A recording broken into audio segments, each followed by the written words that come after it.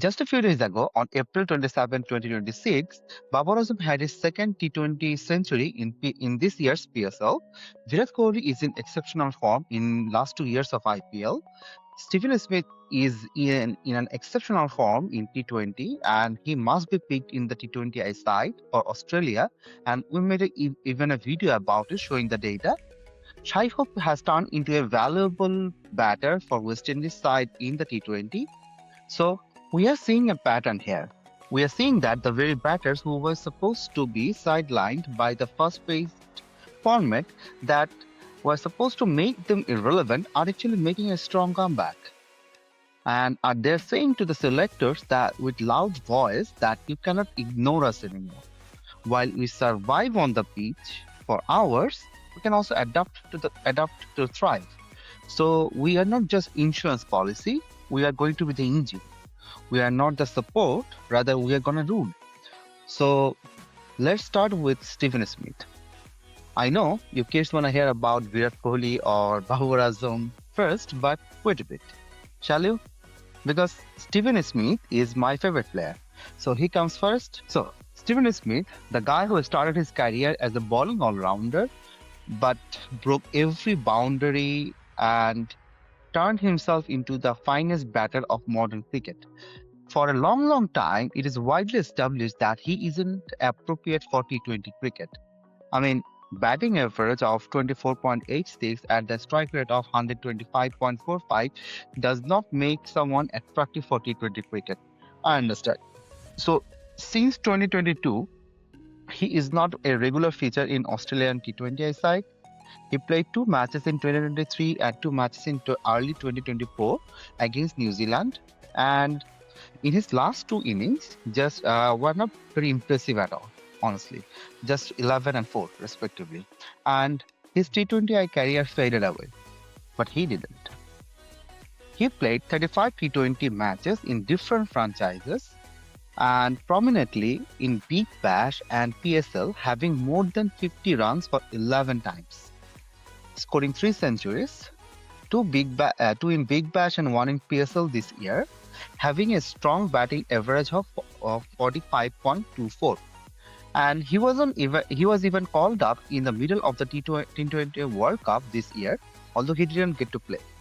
So it seems like him playing regularly in the T20I is going to be more regular, and even we, Cricket Think Tank, are confident that he still has 2 or 3 more years left in for this format. So we are eyeing to see him rule in the T20 again. And now here comes the most interesting part. So basically, the other day, my lab mate was literally ranting why Virat is not featuring in the T20I anymore. Basically, Virat is her favorite player.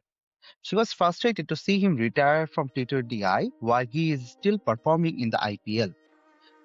You may say a lot of things, but she has a point. Virat is still valuable in T20. In fact, Virat's record never portrayed him as a liability in T20 cricket. In his 422 T20 matches in both IPL and international level, he has a strong average of 42 and strike rate of 135, having 9 centuries and 108 50-plus innings. So, and even in T20 International, his batting average is 48.69 with a strike rate of 137. While his own home average is impressive 50 plus in T20, his away average and strike rate is also very impressive, as you can see in the screen right now. It is true that his international record in 2024 does not speak in favor of himself. Now, but you need to take something into account. That in 2024 T20I World Cup was not favorable for any batter. You see that many of the scores were closer to 120, 130. So it was not favorable for the batter. So it makes sense. However, in last 2 years, he played 23 matches in IPL, having a batting average of 56 at an impressive strike rate of 150.44. In this year's IPL, he has scored at an average of 58.5 with a powerful strike rate of 162.5. And one important thing to note, while chasing a target since 2025, meaning in the second innings, his batting average and strike rate is impressive 96 and 151 respectively. So, this is very impressive for someone who plays regularly in the opening slot. So, I have to say, my Lagnant is right. Virat and BCCI both should reconsider about the decision of retirement, reconsider the retirement decision, and they should actually think about it. Maybe Virat should play and Virat should be brought back to the Indian team, and bring back Virat should be the chant for every Indian cricket fans, right? Put your comment in the comment section now. So we're not done, by the way. We have one more left, and we have Babar Azam as well. Now, I understand. The case of Babar Azam is quite interesting. Unlike Steven Smith and Virat Kohli, Babar is still featuring in Pakistan in the T20 International. And it is true that he faces a lot of criticism for his batting styles. I mean, the way he slowly builds his innings in this fast-paced T20 cricket, I can say where many people are coming from. At the same time, for last 2 to 3 years, he is heavily struggling with his batting techniques, plus a lot of media noise. I mean, when the little board that is meant to protect you as a player kind of work against you, your life isn't supposed to be fun. In his 145 international matches, Babar Azam have a solid average of 38.94, but poor batting strike rate of 128.02. In fact, last 2 years, his strike rate is not impressive, as you can see right now. He is becoming a conundrum for the captain. How to fit him in the squad? Some say he should open, some say he should be at number 4. And honestly, there is no right answer for the most cases. But why are we backing him then?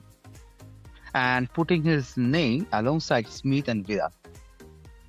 So basically, in this year's PSL, Babar Azam has shown a resurgence of his true self. He already scored 2 centuries in last 10 matches in this year's PSL, helping Peshwar Zalmi to reach the final. In fact, in Qualifier 1, he scored the 57-ball century to power Zalmis to the final. While in the other earlier century, he only had 1 dot ball before scoring the century. In this year's PSL, he already scored 588 runs at an impressive average of 84 and amazing strike rate of 146, which makes him the highest run scorer for this year's PSL. Now the question remains, can he bring his impressive form in the international arena?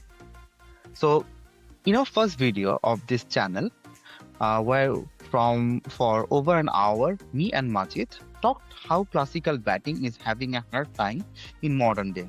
But one thing that we both keep one thing that we always keep in our minds, and that is form is temporary, class is permanent. And no matter what you bring, classical batter will always triumph.